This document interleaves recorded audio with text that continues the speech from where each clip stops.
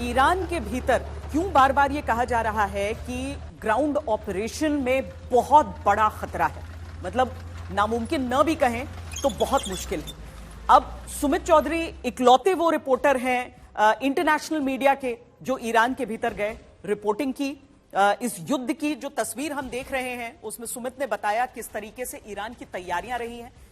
क्यों सुमित कहा जाता है खतरा? क्या आपकी आंखों के सामने आपको वहां की टोपोग्राफी में, वहां के भूगोल में ऐसा दिखा जो एक अटैकिंग देश के लिए कब्रगाह बनेगा? देखिए बिल्कुल, और हम जो तस्वीरें लगातार अपने दर्शकों को दिखा रहे हैं वो समझाने के लिए होता कि ईरान कोई छोटा मुल्क नहीं है। ईरान का आप जब डेमोग्राफी की बात करते हैं, आप उसकी लगातार पॉपुलेशन की बात करते हैं, बहुत ज्यादा पॉपुलेशन, बहुत बड़ा एरिया। और अमेरिका को अगर ट्रैवल करना पड़े एक जगह से दूसरी जगह तो तेहरान तक पहुंचने में उनको 14 से 15 घंटे लगेंगे।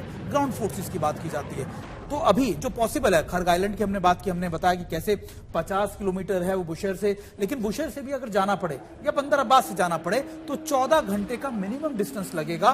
नेशनल हाईवे 71 जो उनका मेन हाईवे जो तेहरान से आपके सदर्न एरिया को जोड़ता है, मैं खुद उस हाईवे पर जा चुका हूं, ट्रैवल कर चुका हूं, और वही एरिया है जो खासतौर पर तेहरान से कुम को, नतान्स को, इस्फहान को और फिर बंदर अब्बास जाता है। तो उस हाईवे पे हालांकि देखिए बहुत अच्छी सहूलियत है वहां पर, लेकिन उसके दोनों तरफ IRGC के कई कमांड एंड कंट्रोल सेंटर बने हुए हैं और चुपचाप उन्होंने कई साइलोज बना रखे हैं। तो अगर ऐसा ना हो कि ग्राउंड फोर्सेस मूव भी करे तो वहां पर उन पर अटैक हो जाए। फिर दूसरी पॉसिबिलिटी हम नॉर्दर्न एरियाज में देखते हैं जहां पर आपका अर्मेनिया है, अजरबैजान है, खासतौर पर उन इलाकों के अंदर वहां पर ऑलरेडी मुस्तैदी बहुत ज्यादा ईरान की तरफ से की जा चुकी है। तो जो बंदर अब्बास वाला नेशनल हाईवे है, एक ही पॉसिबिलिटी बनती है, लेकिन आप मानिए कि आपके हेलीकॉप्टर्स को अभी आपके ऊपर इतने अटैक हो रहे हैं लगातार, तो आप स्टेट ऑफ हॉर्मूज से या बंदर अब्बास से घुसेंगे, खर्ग से घुसेंगे, तो आपको जाना तो उन्हीं इलाकों से पड़ेगा। पहाड़ी इलाके हैं, पहाड़ी इलाकों के आप मूवमेंट नहीं कर सकते। आपको अगर ग्राउंड फोर्सेस मूव करनी पड़ी तो उनके एग्जिट का भी प्लान आपको तैयार करना पड़ेगा, क्योंकि एक बार जाके ट्रैप हो गए, क्योंकि ऐसा अमेरिका के साथ हो चुका है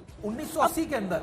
सुमित, अब जो अमेरिका में डिफेंस एक्सपर्ट्स कह रहे हैं वो कह रहे हैं कि वो परसेंटेज में बांट के कह रहे हैं कि मुश्किल से 20% है जो प्रेजेंट रेजिम के साथ है, 50% है जो उनके विरुद्ध है।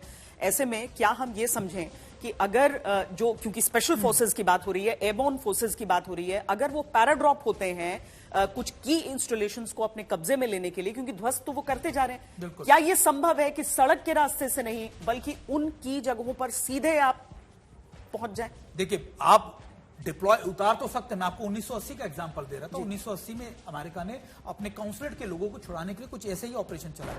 वो ये कि उनके हेलीकॉप्टर वहीं पर क्रैश हो गए, उनको उनके रिंकेज, उनके जो मलबा था उठाने तक में आज तक अमेरिका वहां जा नहीं पाया। उसके बाद अमेरिका को मानना पड़ा कि हाँ अब नेगोशिएशन ही हो सकता है। तो ऐसे में अगर आपने पैराट्रूप करा भी दिया, आपने उनकी डिप्लॉयमेंट कर भी दी, तो वो सस्टेन कैसे करेंगे? क्योंकि 1-2 दिन का ऑपरेशन नहीं होगा, ये लंबे समय का ऑपरेशन होगा। आपको रीइंफोर्समेंट तैयार करनी पड़ेगी, रीइंफोर्समेंट समंदर के रास्ते से होगी, तो फिर वो 14 घंटे का डिस्टेंस। तो आपके पास हर चीजों के लिए एक दूसरा प्लान होना चाहिए जो अमेरिका के पास है नहीं। डिप्लॉयमेंट अलग है, रीडिप्लॉयमेंट और रीइंफोर्समेंट सबसे बड़ा चैलेंज होगा। यानी कि जो ग्राउंड फोर्स गया, तो जो हम गुरिल्ला वॉरफेयर कहते हैं, जो बिल्डिंग सभी आधी टूटी हैं लेकिन उनको अपना गढ़ बनाकर वहां से लंबे समय तक लड़ाई लड़नी होगी, जैसा अफगानिस्तान में भी उनके लिए हुआ। और आप ये भी मानिए कि 2-3 हजार सैनिकों से नहीं होगा। मैं बार बार कह रहा हूं, ईरान बहुत बड़ा एरिया है। ईरान के पास वो काबिलियत है जो अफगानिस्तान के पास नहीं थी, वो काबिलियत है जो वेनेजुएला के पास नहीं थी, वो काबिलियत है जो वियतनाम के पास नहीं थी। तो उनकी मिसाइल, उनके ड्रोन्स,